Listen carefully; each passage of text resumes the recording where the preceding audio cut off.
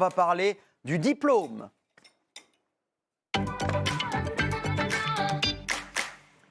Est-ce que vous vous rappelez cette chanson de Michel Sardou ? Un bac à bon marché. Vous passiez un bac G, un bac à bon marché, dans un lycée poubelle, ouverture habituelle des horizons bouchés. J'adorais cette chanson. Bref, c'était évidemment un bac G à l'époque, c'était le bac technologique. Aujourd'hui, ça a un autre nom, c'est les bacs STT, etc. On parle du bac ce matin, mais pas seulement. On parle du diplôme en général. Et je vous pose la question, peut-on réussir sa vie sans diplôme, et en l'occurrence sans le bac? N'hésitez pas à témoigner, le QR code va apparaître, on va écouter vos témoignages, y compris sur ce plateau. On va essayer ensemble de comprendre pourquoi finalement cette histoire de diplôme, c'est un symbole aussi fort, particulièrement dans notre pays, et pas forcément indispensable en plus. Vous verrez que des dizaines d'entrepreneurs ont fait fortune sans diplôme. Et puis, si vous avez le courage et la motivation, vous verrez qu'il existe énormément de propositions pour reprendre vos études. Et voilà, c'est finalement possible, même sur le tard. D'abord, je le disais tout à l'heure, autour de la table, je sais qu'il y a une personne qui n'a pas le bac. Alors, j'aimerais savoir de qui il s'agit. Je ne sais pas si nos téléspectateurs ont trouvé. Attendez, j'ai une proposition. Là, j'ai Monique qui nous dit que c'est Jacques Legros. Mais vous avez le bac ou pas? Oui. Oui, vous avez. Alors, ça n'est pas Jacques. Quand on voit l'émission de TF1, il Oh non, vous n'allez pas recommencer. Oui, pardon. Désolé. Une pâte brisée avec de la crème et des lardons, Jacques. Ça n'est pas Jacques. Bénédicte, je crois que vous avez le bac. Ouais. Alors, il reste l'une des deux, là. Alors, Cécile de Ménibus, vous n'avez pas le bac? Non. Non, bah non. Et comment ça se fait? Eh bien, écoutez, j'étais en première G, voilà. Et en fait, pour des raisons familiales, j'ai quitté l'école. Et en revanche, je tiens à le dire, 15 et 17 au bac français. Bah, c'est Voilà, bien. je me suis dit, je ferai jamais Mais vous mieux. n'avez pas fait la suite. Vous Mais j'ai pas êtes fait la arrêté en suite. première. Ouais, en fait. j'ai pas fait la suite. D'abord parce que je trouvais que les profs étaient pas très sympas. Je trouve que quand on est en version G, on nous traite un peu comme des rebuts et on se rend compte aujourd'hui que c'est pas bien de faire ça parce qu'en fait, vous incitez les enfants à ne pas travailler, il faut les valoriser quoi qu'il en soit. Et c'est vrai que ça m'a un peu terni. Mais Et votre entourage l'a pris comment le fait que vous n'ayez pas le bac, est-ce que c'est quelque chose qui, à un moment donné, vous a posé problème? On vous a regardé de travers? Alors, moi, j'ai une famille où tout le monde a fait Polytechnique. Voilà, oui. donc j'étais un peu le vilain petit canard. Ouais, le vilain Bien petit canard. Et puis, pour trouver du travail, c'est compliqué. Ouais. Donc, Vous avez menti sur votre CV parfois? Moi Ça veut dire oui, ça. Moi, j'ai fait l'ENA, j'ai fait tout ça. Alors, non, mais je me suis rendu compte qu'effectivement, en disant la vérité, je ne trouverais pas de travail. Et en mentant un petit peu, voilà, en rajoutant des trucs, ça a fonctionné. Mais après, c'est que du bluff. Est-ce que ça a pu être une souffrance aussi à un moment donné? Mais ce oui, manque-là ça l'est, parce que d'abord, vous rentrez dans une structure de boîte de prod très jeune, et quand vous êtes dans des dîners, que ça parle un peu politique, ou voilà, et vous donnez votre avis, on vous regarde. Vous savez quoi, quand on parlera de Jean-Pierre Foucault, on t'appellera. Enfin voilà, donc toujours le côté de te remettre au niveau qu'ils estiment que vous avez en fait. C'est passionnant ce que vous racontez, ça ressemble vraiment au parcours de Clémentine Sélarié dans la série Le Diplôme qui cartonne sur TF1. C'est devenu une série phénomène, il y a les 2 derniers épisodes qui sont diffusés ce soir. Donc ce sont un groupe d'adultes qui se retrouvent à passer le bac sur le tard. Et donc parmi ces adultes, il y a Clémentine Sélarié qui joue une grande bourgeoise parisienne. Et lors d'un dîner, soudain, le mari dit « Ah ouais, elle n'a pas le bac, ma femme. » Regardez les réactions. Toi, je sens que tu recommences avec ta lubie. Hein. Je ne sais pas pourquoi, mais ma femme n'a jamais assumé de ne pas avoir eu son bac. Ouais. Comment vous n'avez pas le bac? C'est pas grave, hein. Bah non, c'est pas grave. Oui, puis vous n'êtes sans doute pas la seule à l'avoir raté. Je l'ai pas raté, je l'ai pas passé. Parce que j'étais enceinte à 17 ans et du coup, j'ai pas fait d'études. D'accord. Extraordinaire interprétation de Cette série, Clémentine Sélarié. elle est Cette géniale. série est vraiment géniale. Si jamais vous n'avez pas vu les premiers épisodes sur TF1+, ils y sont. C'est très parlant. Vous vous reconnaissez du coup là Alors, dans ça ce m'émeut un parcours? peu, pardon, parce que j'ai tellement vécu ça, ça a été tellement compliqué dans des dîners où chacun doit raconter son histoire et tout à coup, il y a effectivement ce blanc-là où on vous regarde en disant « Ah bon, mais comment c'est possible ?» Bah, comment c'est possible? Et Voilà. est-ce que, comme Clémentine Sélarié et les personnages de la série, il y a un moment donné où vous avez eu envie de le passer, de reprendre ce parcours-là, en devenant auditeur? Bah, après, il fallait manger, donc j'ai travaillé, et puis c'est un peu la machine à laver, et puis voilà. Puis le boulot, ça marchait, donc Et voilà. ça fonctionnait, donc voilà. Mais quand même, il manquait, on te faisait bien comprendre qu'il manquait toujours quand même un petit peu quelque chose. Et en 2015, j'ai décidé de reprendre mes études et j'ai passé, je suis allée à Sciences Po en fait. Ouais. Et, je me Et suis... du coup, vous vous êtes retrouvé diplômé d'une formation à Sciences Po sans avoir le bac. Absolument. Ça, là, il faut quand même. ça, c'est la Mais y aller Ah oui, à c'est la 40 classe. ans, franchement, c'est surtout quand tu travailles, effectivement, ça marche Courageux. bien d'un point de vue professionnel. J'avais c'est 45 ans. hyper courageux. Avec 45 des ans, jeunes. c'est courageux. hein. Ah ouais, franchement. Et donc j'ai travaillé, mais tellement génial. travaillé avec un mémoire à la fin qu'il fallait présenter. Et tout. Alors, vous n'êtes pas la seule. Il y a Valérie de Dijon qui nous regarde ce matin et qui nous envoie ce message. Moi, j'ai repris mes études à 37 ans. Je voulais absolument avoir le bac. On me regardait de travers. J'étais juste la bonne mère de famille. On ne me prenait pas au sérieux. Ça m'a redonné confiance. On vous a posé la question également, à votre avis, est-ce que ça sert à quelque chose, les diplômes aujourd'hui ? Je pense que le diplôme n'est plus aussi intéressant qu'avant, valorisant surtout, parce qu'on demande encore plus de choses. C'est pas la seule option, mais pour moi, oui, ça a quand même de la valeur parce que derrière, tu vas avoir des tafs qui vont t'aider à avancer. Les études m'ont servi à l'époque pour trouver un emploi très rapidement quand je suis montée sur Paris. Par contre, là, je me suis rendu compte qu'il y avait un grand fossé entre le diplôme et après, une fois qu'on est dans l'entreprise, parce que j'ai dû me former moi-même sur le tas.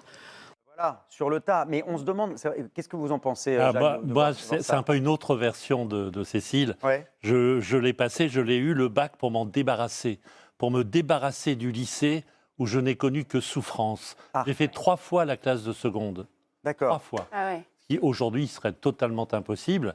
Vous avez Et- triplé, quoi. Oui, c'est Oui, rare. triplé, ouais. Et tellement je ne trouvais pas ma place Ouais. dans l'enseignement. Et j'ai conservé vraiment une sorte d'aversion pour l'école. Ouais. Pour tous ces profs qui vous mettent sur une voie de garage, moi c'était le bac G, on m'avait proposé, parce que je vois encore le proviseur qui dit, oui, de toute façon, on n'en fera jamais rien.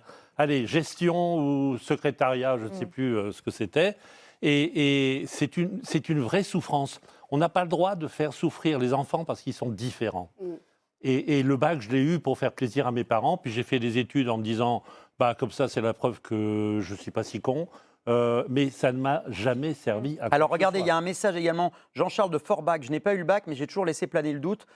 Et en définitive, j'ai terminé ma carrière en cadre sup. Ouais. Ça veut dire que c'est possible. Bénédicte. Alors ouais, c'est possible. Moi, ma petite expérience, alors un peu à l'inverse, il se trouve que j'avais un an d'avance parce que j'avais sauté la maternelle, donc aucun mérite. Mais bon, j'ai Ah passé si, mon vous bac à faisiez 16 très ans. bien, vous empiliez les cubes à merveille. Très bien. En fait, j'avais 16 ans quand j'ai eu mon bac et je me souviens très bien d'un examinateur, quand je suis arrivée pour un oral, je ne sais plus quelle matière c'était, qui me dit non mais attendez, à 16 ans, vous venez là, vous ne voulez pas laisser la place à ceux qui essayent de l'avoir depuis 2 ans. Donc ça m'a fait culpabiliser. Bon, je l'ai eu ric-rac. Et après, j'ai fait comme toi. Moi, je suis arrivée à la fac parce que je ne savais pas quoi faire d'autre. J'étais pas très bonne. J'ai fait 2 premières années de droit, 3 deuxièmes années de droit et j'ai jamais eu mon DUG. Mais pourquoi on est si accroché au bac en France? Parce que c'est vrai qu'on a besoin d'avoir ces chiffres, que 88%, 90%, même 90, plus, qu'une ouais. classe d'âge qui a le bac. Pourquoi il y a ce Parce côté... que c'est la norme en fait. Ouais. La norme, c'est d'avoir le premier diplôme et après de partir dans des C'est grandes un écoles. rite de passage, ça existe depuis plus de 200 ans en France. Le baccalauréat, c'est dans nos traditions. C'est un symbole. Tout le C'est-à-dire monde que nous a dit passe ton bac d'abord. Ouais. C'est vrai, cette expression, elle revient. Donc, grosso modo, ne pas avoir le bac, entre guillemets, ça n'est pas normal, ça n'est pas dans la norme. On s'est accroché au bac. Alors effectivement, depuis 15 ans, il y avait cette volonté, notamment du gouvernement et des institutions scolaires, de faire passer que 80% d'une classe d'âge ait le bac. On est même passé à 90%.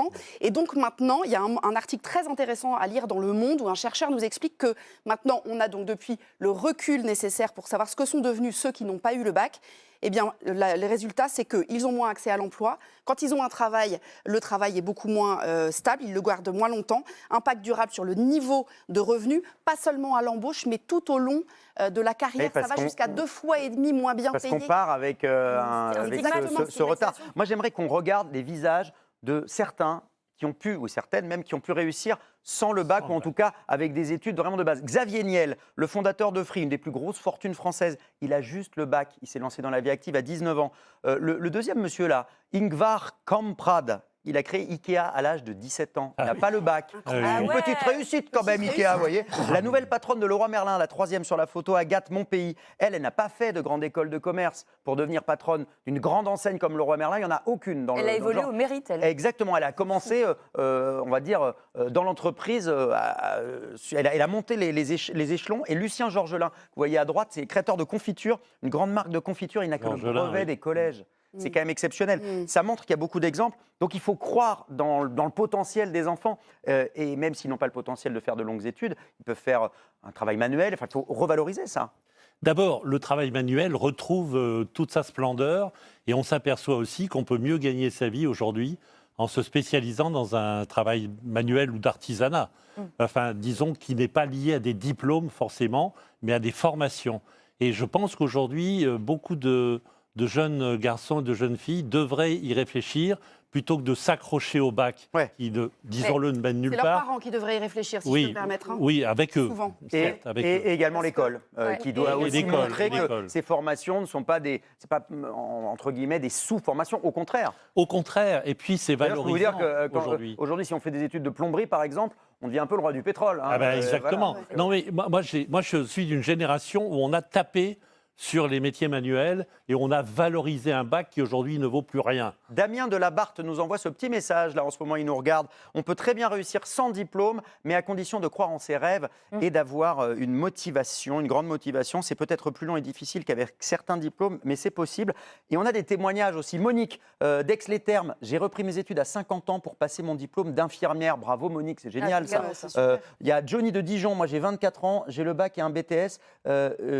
Jusqu'à présent, ça ne m'a servi à rien parce qu'on me dit j'ai les diplômes mais j'ai pas l'expérience. Bah ouais, Il y a ça les stages, aussi. c'est hyper important. Les diplômes, c'est une voilà, c'est une. D'ailleurs, le terrain, il n'y a que ça de mieux en fait. Le boom de l'apprentissage, l'expérience. franchement, nous, quand on a à notre époque, être apprenti, c'était tout pourri. Maintenant, ça cartonne, ça marche très très bien l'apprentissage. Alors, là où je vais à la fois défendre et tirer sur les diplômes, c'est que dans certaines professions où le diplôme, les études sont obligatoires, la médecine, des formations comme celle-ci, d'avion, les trop d'arrivées, ou Polytechnique, comme tu citais tout à l'heure, trop de ceux qui sortent de ces écoles se croient arrivés. Ils n'ont pas compris que sortir d'une école, c'était le début. Et qu'après, c'était l'expérience qui allait prendre de la valeur et vous donner de la valeur, mais pas le diplôme. Mais je rebondis sur ce que tu disais tout à l'heure. Moi, j'étais en colère contre les gens qui dénigraient le CAP. C'est-à-dire qu'il y a énormément d'apprentis artisans aujourd'hui qui ont fait un CAP, et tu parlais des plombiers, des choses comme ça. Plombiers, garagistes, on cherche etc. des chaudronniers partout, à des montants incroyables, dans l'aéronautique, dans le spatial, dans plein de métiers. Et peut-être un peu moins de sociologues. Ouais, mais peut-être un moi, peu plus de chaudronniers et de plombiers, voilà. J'ai rencontré un orfèvre qui était un garçon de 35 ans. Il me disait j'ai du travail jusqu'en 2040. Et il est très bien payé et il a été dénigré pendant des années. Donc oui, le bac, c'est pas une fin en soi. Il faut trouver des formations qui vous ouvrent des portes. Si on veut reprendre nos études, pour les gens qui nous regardent ce matin, qui se posent la question, peut-être qu'ils n'osent pas, on va donner quand même quelques solutions, quelques possibilités. Alors, il y a pas mal et des de formations, choses. c'est possible, c'est pas forcément cher. Non, et il y a pas mal de choses. Il y a, déjà, si on est manuel et qu'on aime le savoir-faire français, aller faire une formation aux Compagnons du Devoir. C'est génial. Les Compagnons du Devoir, c'est absolument fabuleux, c'est très réputé, c'est très prestigieux et c'est accessible sans le bac, par exemple. Si on a un profil plutôt ingénieur ou tech, vous parliez de Xavier Niel tout à l'heure, 42, l'école 42, c'est l'école qu'il a montée, Xavier Niel. Pour les autodidactes, c'est ça? Ouais, c'est gratuit, c'est très reconnu dans les entreprises et c'est accessible sans diplôme. Par exemple, ça peut être une possibilité. Donc ça s'appelle École 42, Fondation de Xavier Niel. Elle est à Marseille, non? Exactement. Elle est à Marseille. Là, vous me posez une colle. Non, je crois qu'elle est à Paris. Je ne sais plus, il me semble qu'elle est en région parisienne. Mais il y a peut-être plusieurs antennes. On vérifie ça tout de suite et on vous donne la réponse. Les CAP, pas besoin de bac, ça donne accès à des métiers, comme le disait Cécile, très demandés, les plombiers, les cuisiniers, etc. On peut devenir aide-soignant sans le bac, ça, il faut le savoir.